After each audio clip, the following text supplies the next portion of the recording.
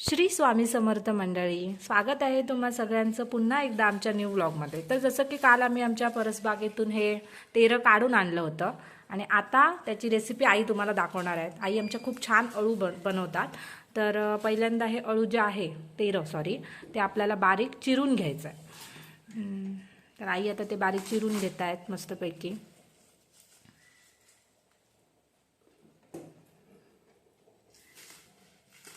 खूप बारीक करावं लागतं का कसं मीडियम बारीक चिरला की बरं उकडतं म्हणजे ते पूर्ण छान जर तुम्ही बारीक चिरून घेतलं तर ते चांगलं उकडतं आणि मेल्ट असं छान होतं आणि चवीला पण मग छान लागत असेल ना।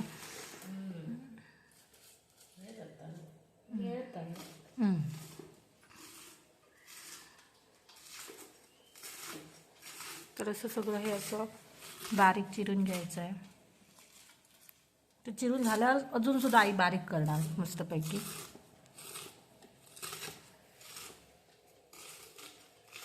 इकडे आमचं सगळं अळू जे आहे ते चिरून घेतलेलं आहे। आता आई हे पुढे काय करताय? बारीक करूया। हां, तर अजून बारीक करण्यासाठी आई अशा पद्धतीने ते चिरतायत, ज्याच्यामुळे अजून बारीक होणार। जेवढं अळू बारीक तेवढे त्याची शिजायला ते चांगलं असणार आहे आणि त्याची चव पण मग वाढणार आहे।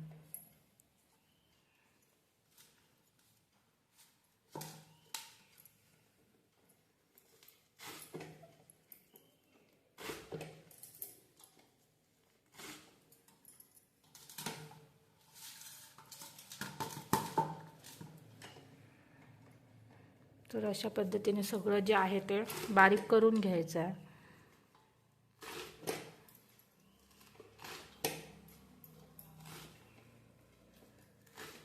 मी तर आतापासूनच इमॅजिन करते, आता मस्तपैकी अळू खाणार आहोत आम्ही दुपारी। मला अळू खूप आवडतं, मला, माझ्या मिस्टरांना, आईंना सुद्धा इवन अळू खूप आवडतं। आई खूप छान करतात। ते असं बारीक चिरून घेतलेलं आता आपल्याला उकडायचं आहे। तर आम्ही इथे कुकरमध्ये उकडणार आहोत। तुम्ही टोपामध्ये सुद्धा उकडू शकता, पण कुकरला लगेच होऊन जातं, त्याच्यामुळे आम्ही इथे कुकरला लावणार आहोत अळू। गॅस टोपाला गॅस जास्त लागते।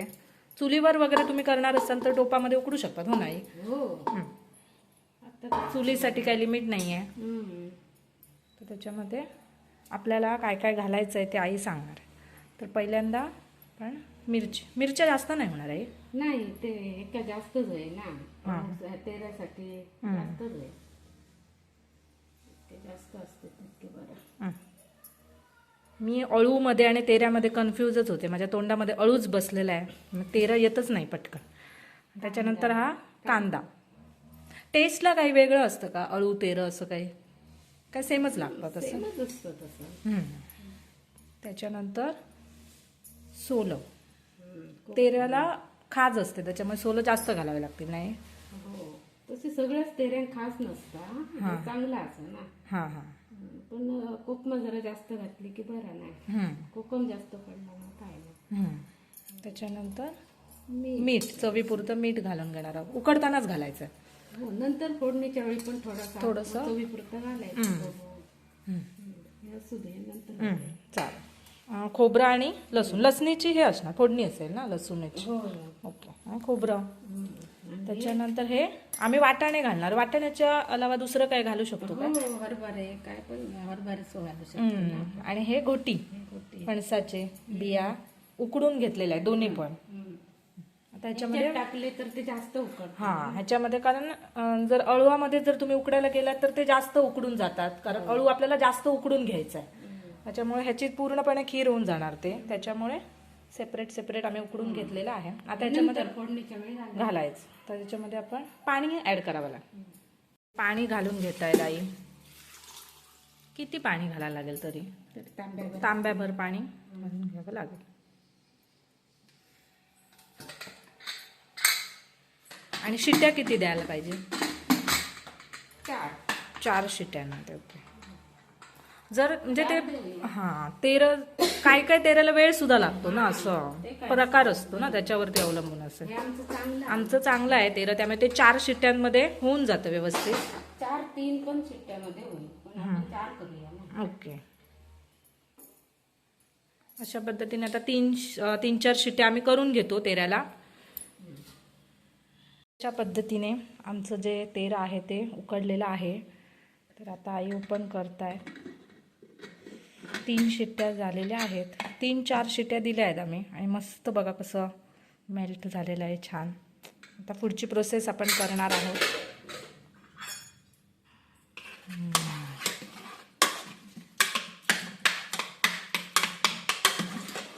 असं ढवळून घ्यायचं ना, मिक्स होतं सगळं. हे पूर्ण मस्त शिजला ना.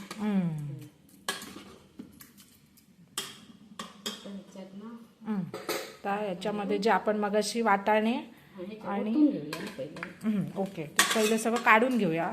तेरा आहे ते ह्याच्यात फोडणी घालूया. चालेल. मगाशी जे वाटाणे वगैरे होते जे आपण उकडून घेतलेले ते आता याच्यात सगळे घालूया. आणि ते घोट्यासुद्धा घातल्या आहेत आणि सगळं मिक्स करून घेतो. आता फोडणीची तयारी आई करतायत.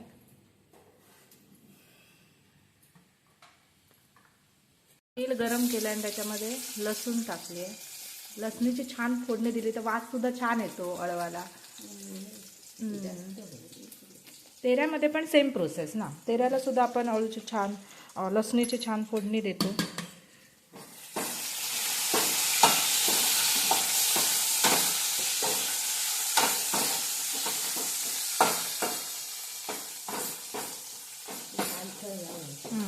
तर थोडंसं लालसर झालं पाहिजे लसूण. त्याच्यानंतर आपण त्याच्यामध्ये अळू जे आहे ते टाकणार. लसणीला छान लालसर होऊ दे, वास छान येतो फोडणीचा.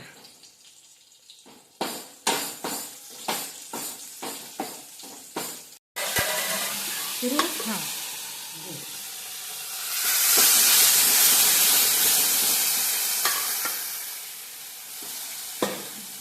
पटकन त्याच्यावरती झाकण ठेवायचं, वास त्याचा निघून जाईल.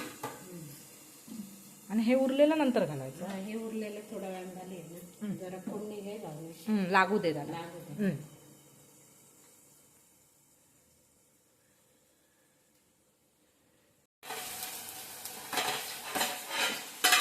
आता उरलेलं सगळं जे अळू आहे ते घालून घ्यायचं.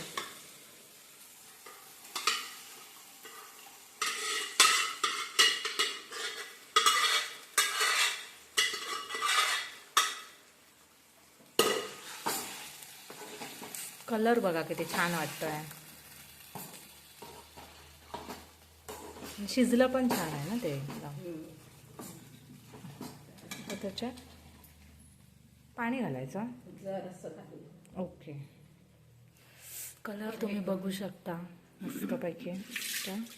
जे कुकरला लागलेलं आहे ते सगळं घ्यायचं आहे. लाईट काय येते जाते सारखी.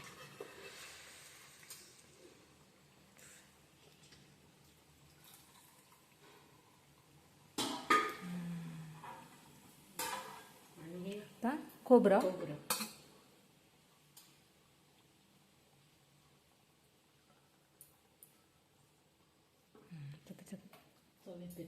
बघू शकता किती छान कलर आलाय अळूला.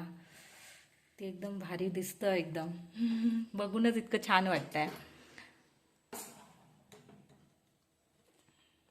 तर आता त्याला झाकण ठेवायचं थोडा वेळ शिजू. झाकण काढून घेऊया. झालं असेल नाही? काढू.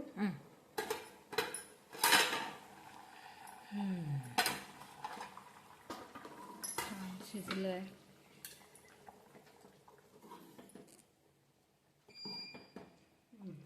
एकदा मंदा मावशींकडे केलेलात नाही तुम्ही असं, मुंबईला आपण गेलेलो तेव्हा.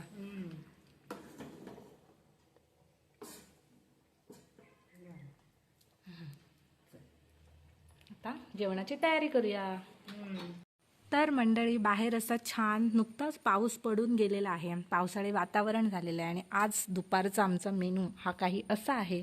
टोमॅटोचं सार आहे आणि आजचं स्पेशल अळू जे आहे ते आम्ही केलेलं आहे आणि ते आता आई टेस्ट करते. आई टेस्ट करा कसं झालंय ते बघूया. आईंनीच केलं आणि त्यांनाच फर्स्ट टेस्ट करते. गरम आहे, मस्त झालेलं आहे. आता मला पण ते आता खायचं आहे. तर अळू जे आहे ते माझ्या मिस्टरांचं खूप आवडीचं आहे आणि ते सुद्धा आता हा व्हिडिओ बघतील. तर त्यांना मला हाच मेसेज द्यायचा आहे की त्यांची आठवण आम्ही असंच त्यांच्या आवडीचे पदार्थ खाताना करताना नेहमी काढत असतो. तर तू आता लवकर गणपतीच्या सुट्टीमध्ये घरी ये, आम्ही सगळीच जण तुझी वाट बघतोय. आणि आता तुझी आठवण काढत काढत आता हा मेनू जो आहे तो आम्ही खाणार आहोत. तर तुम्ही सुद्धा सगळ्यांनी असंच पारंपरिक पद्धतीचं अळू जे आहे ते करा आणि ते कसं झालं ते आम्हाला सांगा. आणि तुमचे सुद्धा जर काही सजेशन असतील, तुमची एखादी रेसिपी असेल तर ती सुद्धा आम्हाला कमेंट करा, आम्ही ती करून बघू. हो नाही, आम्ही सुद्धा करून बघूया जर एखाद्या वेगळ्या पद्धतीचं जर असेल. आणि असंच आमचे व्हिडिओ बघत राहा. थँक्यू.